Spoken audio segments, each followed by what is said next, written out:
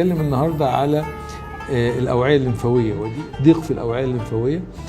بس ده بيبقى ما هواش زي بحجم كبير، لكن بيحصل امتى؟ لو الإنسان تعرض لأذى أو تروما شديدة أو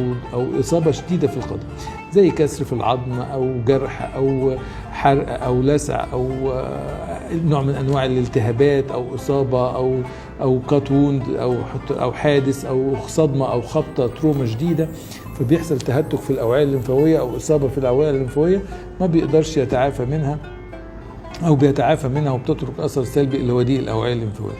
مرضى الأوعية الليمفاوية احنا بنقول ما بيتأثروش جامد، يعني الصيام ما بيأثرش عليهم جامد، بس منهم شوية احتياطات وواجبات لازم انهم ياخدوا بالهم منها، انهم اثناء الافطار يشربوا سوائل كتير، يتحركوا دايما في اثناء الصيام، ما يقعدش تاني ركبته لفترات طويله وعامل لها ستيزيس للدوره الدمويه، انه يلبس شراب طبي، وليه طريقه معينه في انه يلبس الشراب الطبي، يلبسه الصبح ويقلعه بالليل قبل ما ينام،